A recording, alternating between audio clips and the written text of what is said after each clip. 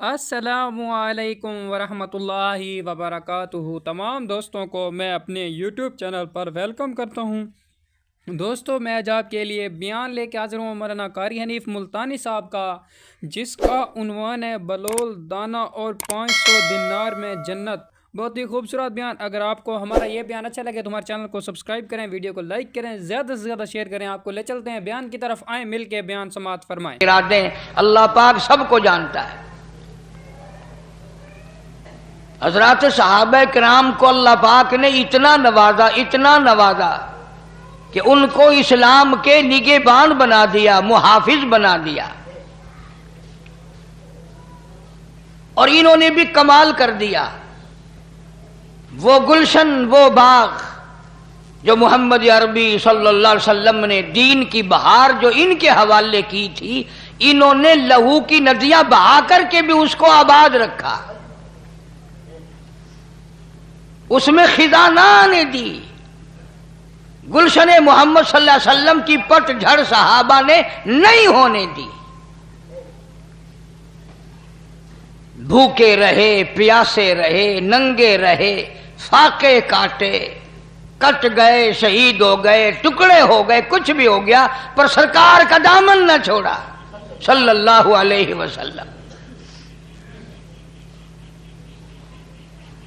یہی وجہ ہے کہ قرآن کریم ان کی جا بجا تعریف کرتا ہے۔ اب ان آیتوں میں اللہ پاک جل شانہ نے انہی حضرات کی تعریف فرمائی کہ بعض لوگ ایسے ہیں۔ کیا کمال کی بات فرمائی حق سبحانہ و تعالی و تقدس نے۔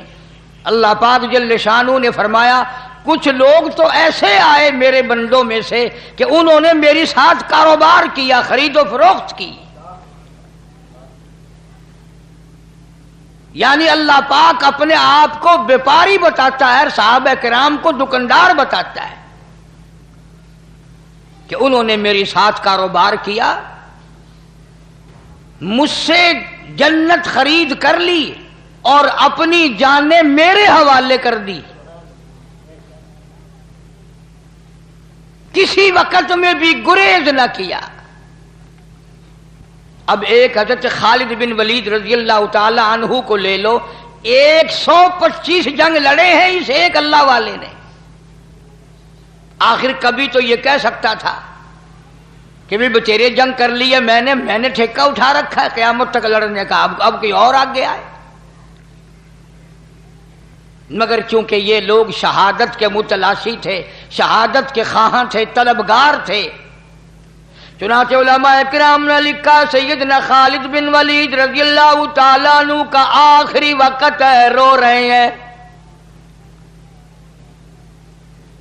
صحابہ کرام کا مجمع موجود ہے، صحابہ کرام کی جماعت بیٹھی ہے۔ انہوں نے پوچھا او خالد تو بڑا دلیر ہے، تو بڑا بہادر ہے، تو بڑی جرت والا ہے، تو بڑا محمد صلی اللہ علیہ وسلم کا جرنیل ہے، تو کالی کملی والے کا کرنیل ہے، تو حضور کی فوج کا سردار ہے، تو موت سے ڈر کے کیوں رونے لگا؟ صحابی کہتا ہے موت سے نہیں ڈرا بلکہ رونا اس بات کا ہے 125 جنگ لڑے، ہر وقت شہادت کی موت مانگی، پر افسوس ہے بستر پہ موت آ رہی ہے۔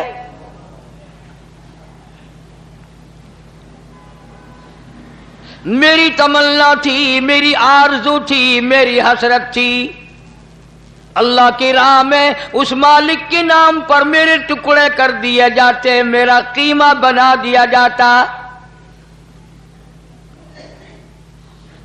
ایک صحابی نے فرمایا خالد تیرا لقب کیا ہے جو تجھے مدنی کریم صلی اللہ تعالی علیہ وسلم نے عطا فرمایا؟ تیرا کیا لقب ہے؟ کہنے لگا حضور کریم صلی اللہ علیہ وسلم نے مجھے سیف اللہ کا لقب دیا، اللہ کی تلوار۔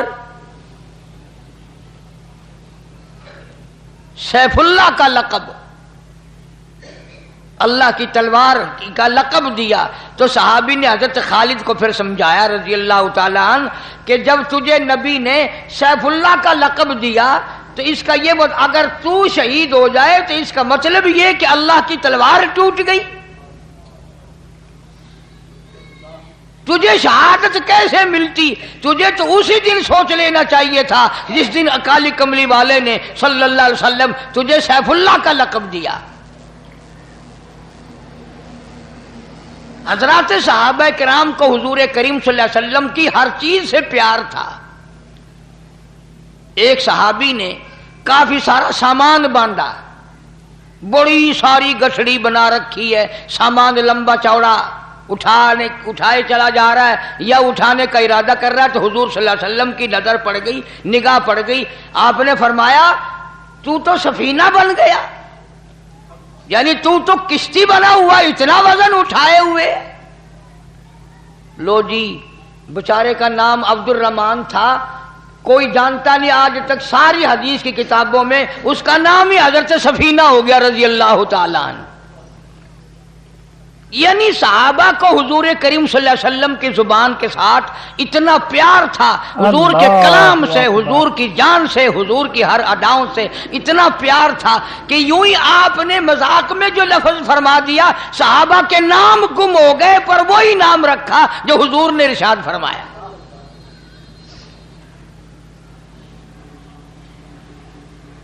تبلیغی نصاب پڑھنے والے لوگ بھی جانتے ہیں اور عربی پڑھنے والے لوگوں کو پتا ہے کہ حضرت ابو ہریرہ رضی اللہ تعالیٰ عنہ کا نام ابو ہریرہ نہیں، اس کا نام عبد الرحمن ہے۔ بلی سے بہت پیار کرتا تھا، بلی گود میں چڑھ رہی ہے، گردن پہ چڑھ رہی ہے، کاندھے پہ چڑھ رہی ہے، بلی سے بہت پیار کرتا تھا۔ بلی اس سے کیا کرتی تھی، عربی میں ہرا کہتے ہیں بلی کو۔ سرکار نے جب یہ بات دیکھی کہ بلی گود میں بیٹھی ہے، کندھے پہ چڑھ رہی ہے، فرمایا یا ابو ہریرہ، اور تو بلیوں کا باپ بن گیا، یعنی اولاد کی طرح بلی تجھے لپٹ رہی ہیں اور تو بھی ان کو اولاد کی طرح پیار کر رہا ہے۔ چلو جی، اس دن کے بعد آج تک نام ہی گم ہو گیا، ابو ہریرہ یا ابو ہریرہ رہ گیا، بلیوں کا باپ۔ یہ میں نے ایک مثال کے طور پر دی کہ حضرات صحابہ کرام یہ سوچتے تھے کہ جو لفظ یہاں سے نکلا بس وہی کامیابی کا ضامن ہے، اور ایک ایک سنت پہ جان دیا کرتے تھے۔ چنانچہ یہی وجہ ہے، حضرت شیخ الہند رحمۃ اللہ علیہ نے لکھا ہے، توجہ کرنا، کام کی بات آئی،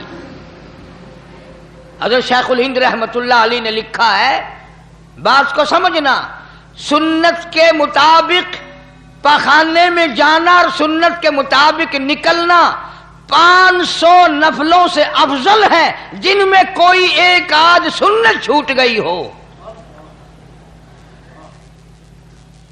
نبی کریم صلی اللہ علیہ وسلم کے طریقے کے مطابق پاخانے میں، یعنی وہ طریقہ کیا ہے، کھبا پیر رکھنا اندر، بایاں پاؤں پہلے اندر رکھنا اور نکلنے میں باہر سجا پیر دانا پاؤں نکالنا، اتنی سی بات ہے۔ حضرت شیخ الہند فرماتے ہیں کہ پاخانے میں سے نکلتے وقت، داخل ہوتے وقت یہ ارادہ کر کے کہ میرے نبی کی سنت یہ ہے، یہاں پہلے داخلے میں کھبا پیر رکھنا، نکلنے میں سجا پیر رکھنا 500 نفلوں سے افضل ہے جن میں کوئی سنت رہ گئی ہو۔ حالانکہ بات تو کچھ نہیں، مطلب اپنا حل ہوگا، پیٹ کے اندر سے غلاظت جائے گی، ہوا خارج ہوگی، پیشاب نکلے گا، طبیعت میں سکون آئے گا، چین آئے گی، صحت ہوگی، تندرستی ہوگی، کام میرا تیرا اپنا بن رہا ہے، اور پیر رکھنے میں نبی کریم صلی اللہ علیہ وسلم کی سنت کا ارادہ کرنے میں 500 نفلوں سے زیادہ ثواب بڑھ گیا۔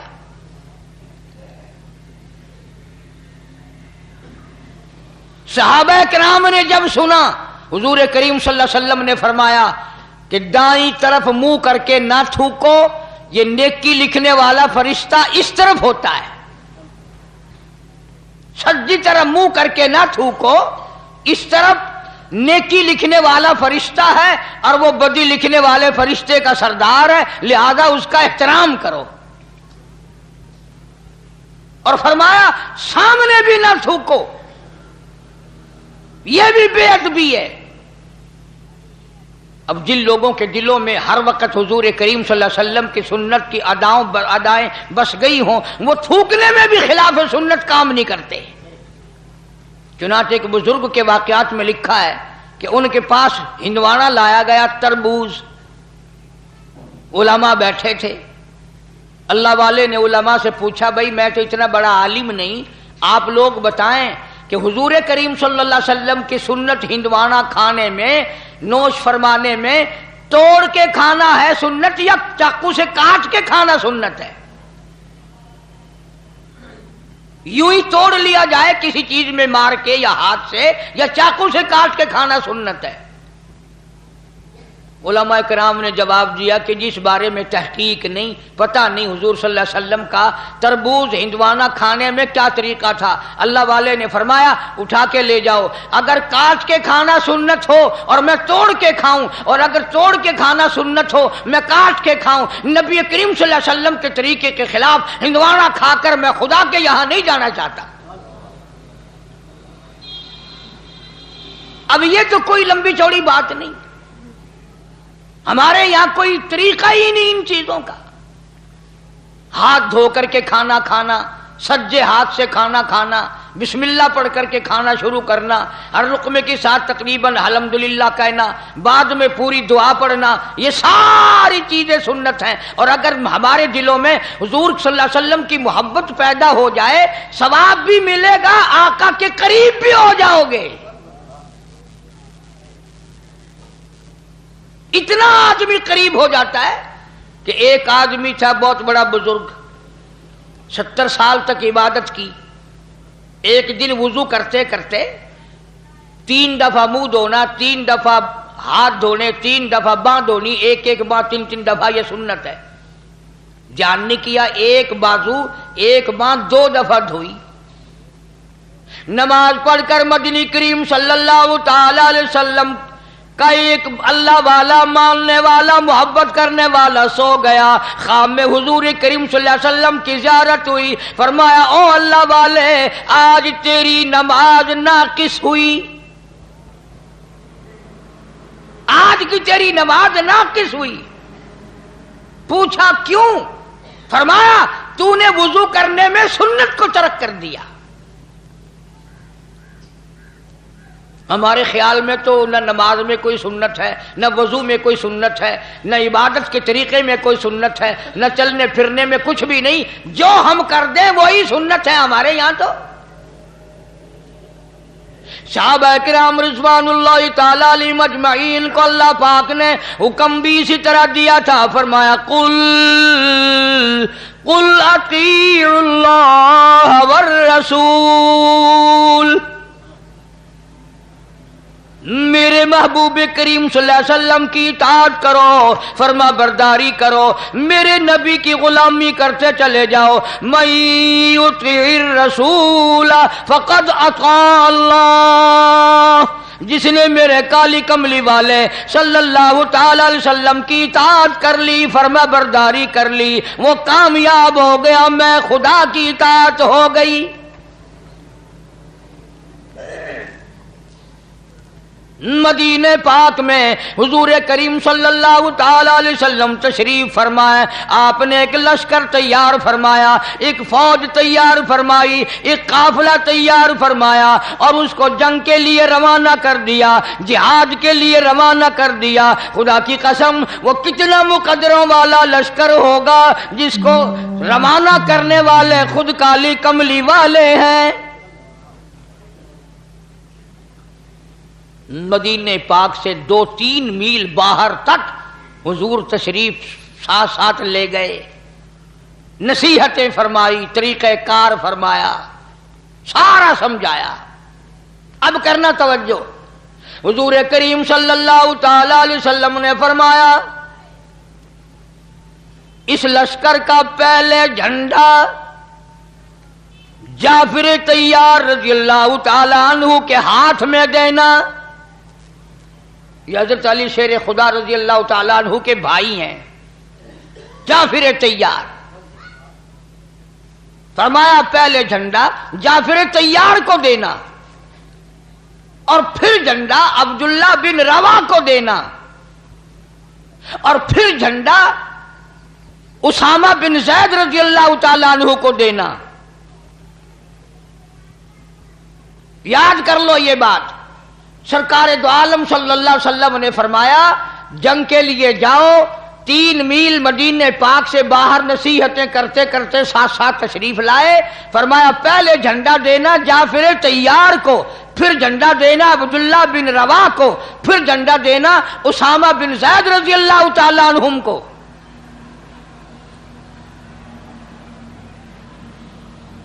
اب اندازہ یہ بھی لگاؤ کہ حضور کریم صلی اللہ علیہ وسلم کے کلام کا منشا، مطلب، غرض صحابہ سے زیادہ کون سمجھ سکتا ہے؟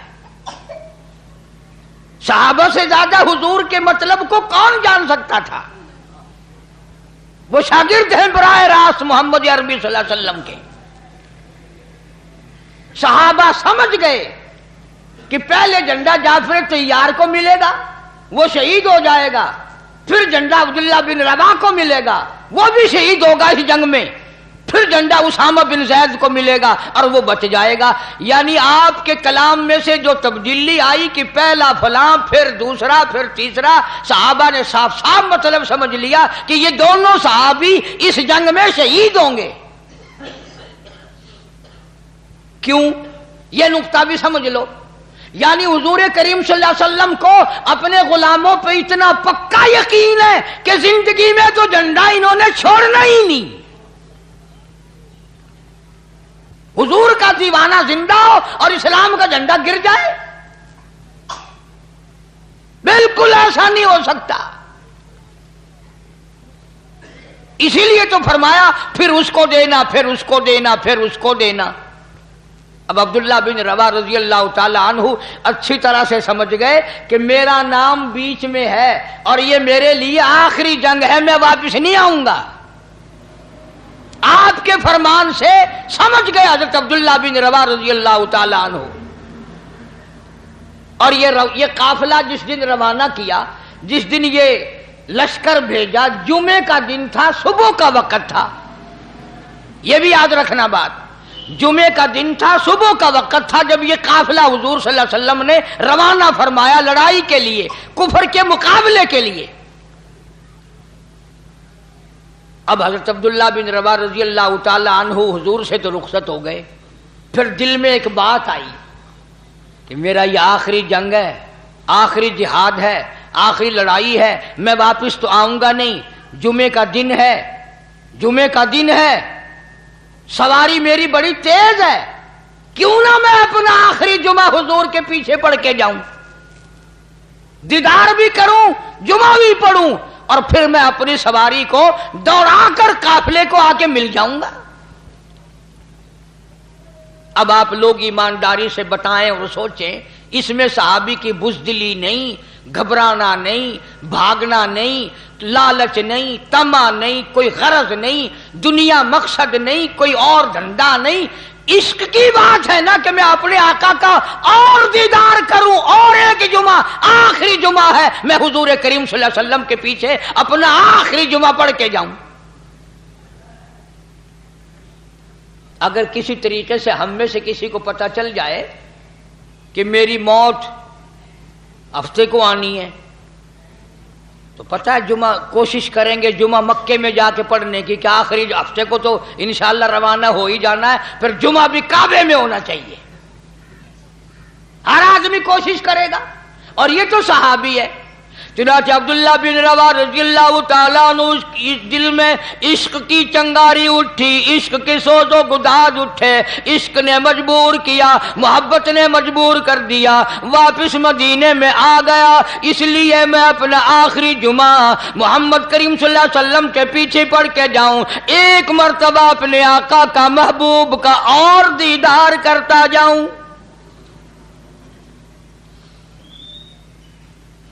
مدینے میں آ گیا، گھر نہیں گیا،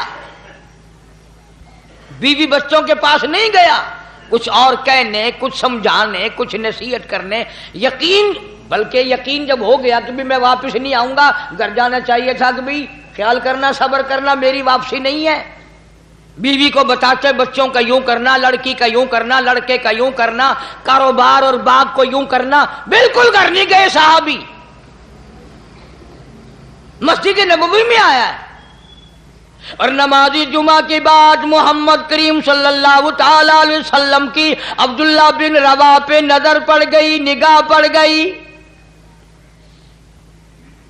خود صحابی کہتا ہے حضور کریم صلی اللہ علیہ وسلم مجھ سے اتنے ناراض ہوئے، اتنے خفا ہوئے، اتنے غصے میں آئے، ساری زندگی میں صحابی کہتا ہے میں نے حضور کو اتنا غصے میں کبھی نہیں دیکھا۔ چہرہ انور سرخ ہو گیا اور غصے میں آ کر، جلال میں آ کر فرمایا عبداللہ میں نے تجھے صبح روانہ کر دیا تھا،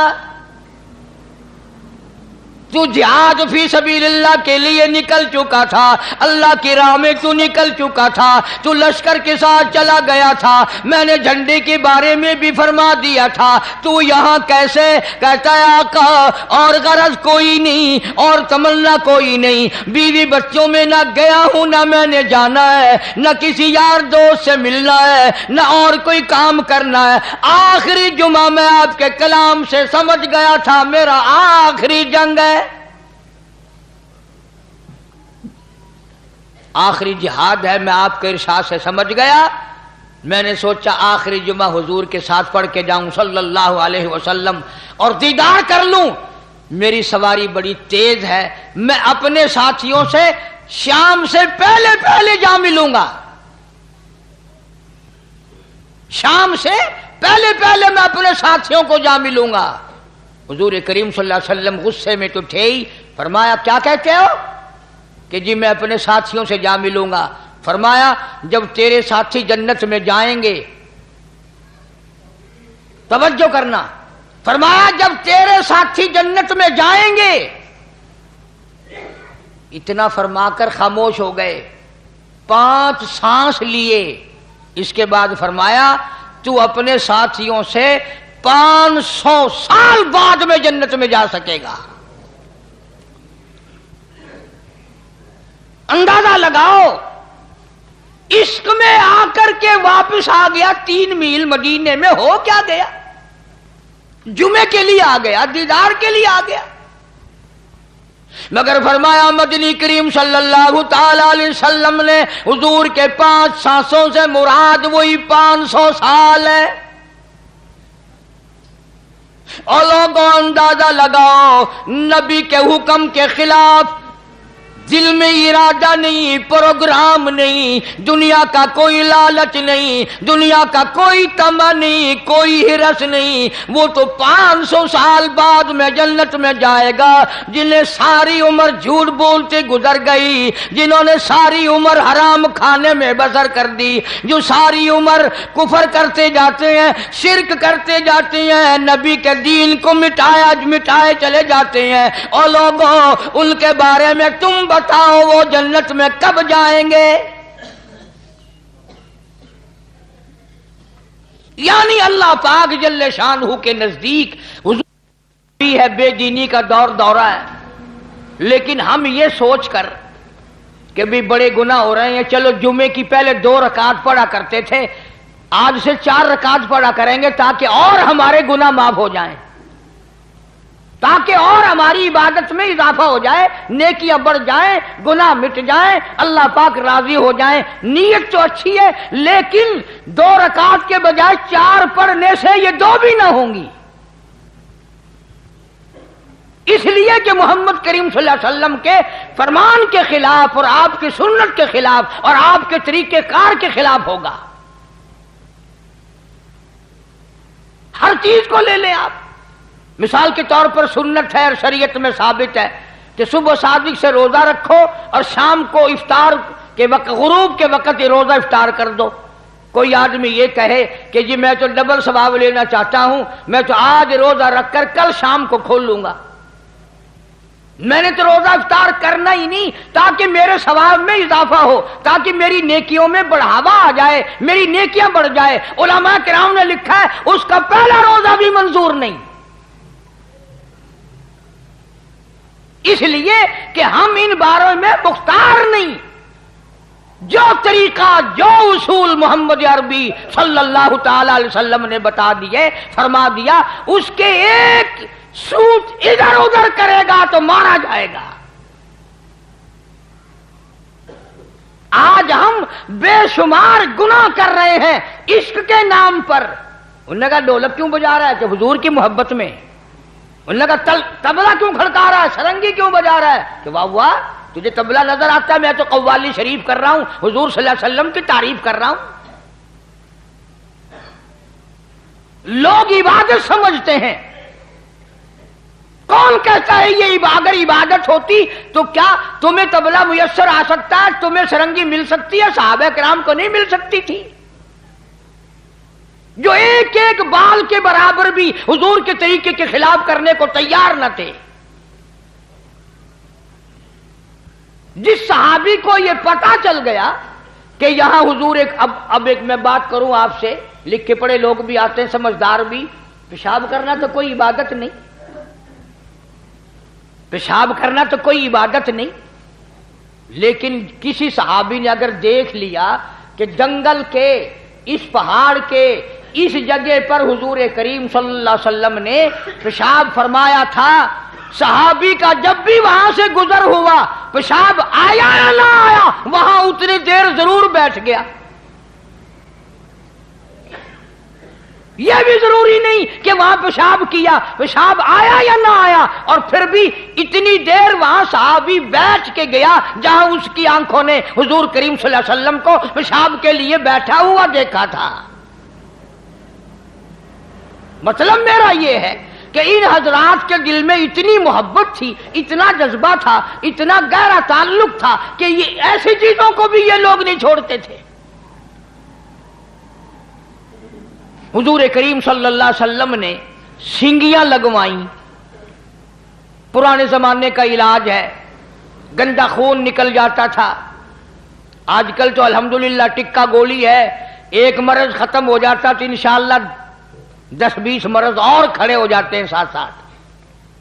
سینگیاں لگوایا کرتے تھے اس زمانے میں، پچھلے زمانے تک بھی سینگ اور جلمہ جوک چلتی رہی، تو آپ صلی اللہ علیہ وسلم نے سینگیاں لگوائیں اور ایک برتن میں وہ خون جمع فرمایا۔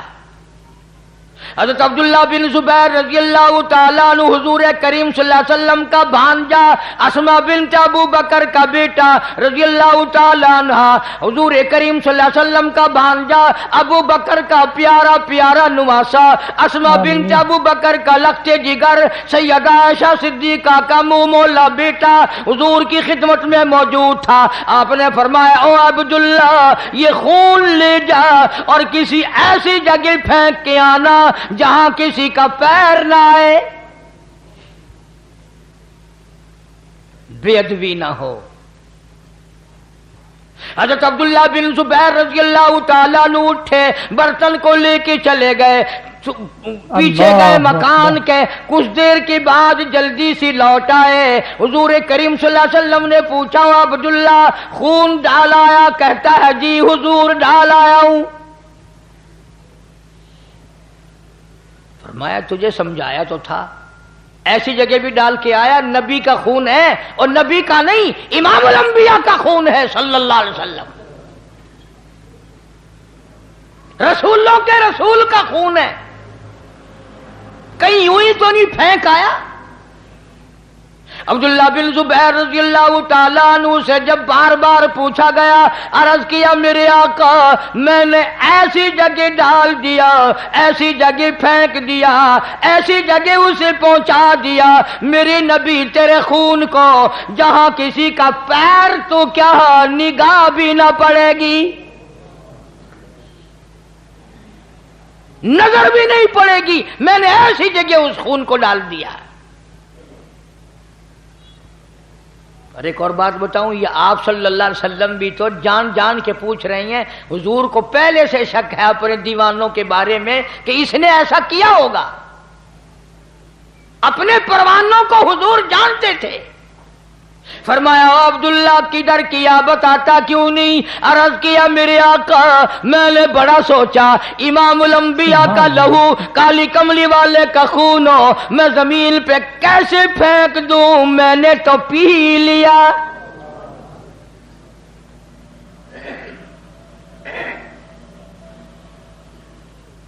میں نے تو پی لیا، میرے پاس وہ جگر نہ تھا میرے پاس وہ دل نہ تھا جس دل سے میں آپ کا لہو زمین پہ پھینک دیتا، میں نے تو چپکے سے مکان کے پیچھے کھڑا ہو کر پی لیا۔ فرمایا عبداللہ جا، 7 پشتوں پہ دوزخ حرام ہو گئی۔ جن لوگوں نے نبی کے خون کی حفاظت کی، انہوں نے نبی صلی اللہ علیہ وسلم کے دین کی بھی حفاظت کی، اور اس کو اس رنگ میں رکھا جس رنگ میں، جس طریقے سے حضور کریم صلی اللہ علیہ وسلم نے ان کو دیا تھا۔ کوئی اس میں خیانت نہیں کی، کوئی اس میں تبدیلی نہیں کی۔ اگر آج دین ہمارے بس کا ہوتا تو ہم 100 میں سے ایک حصہ بھی نہ چھوڑتے، سارا ہی بدل دیا ہوتا۔ کچھ بادشاہ بدلتے، کچھ پیر فقیر بدلتے، کچھ مولوی بدلتے، اللہ چاہے سارا حلیہ ہی ختم ہو جاتا۔ اس لیے فرمایا قل ان کنتم تحبون اللہ، قل ان کنتم تحبون اللہ، میرے محبوب کریم صلی اللہ تعالی علیہ وسلم اگر یہ چاہتے ہو کہ اللہ پاک سے محبت کی جائے، اللہ سے محبت کریں، اللہ کے نیک بندے بن جائیں، فاتبعونی، انہیں کہو یہ تیری تابعداری کریں، تیری غلامی کریں، تیری ایک ایک سنت کو زندہ کریں، یحببکم اللہ، میں خدا خود ہی سب سے محبت کرنے لگ جاؤں گا۔ جس کو بھی میں اپنے نبی کی اداؤں پہ دیکھوں گا، یحببکم اللہ، میں خدا پھر ان سے پیار کروں گا، میں خدا ان سے محبت کروں گا، میں ان کو اپنا ولی بنا لوں گا۔ الہی اگر وہ گناہگار ہوا، سیاکار ہوا، فاسق و فاجر ہوا، پھر کیسے یار بنا لے گا، کیسے دوست بنا لے گا، کیسے ولی بنا لے گا؟ فرمایا یغفر لکم ذنوبکم، میں اس کے گناہوں کو معاف کر کے اس کو صاف پاک بنا دوں گا۔ واللہ غفور الرحیم،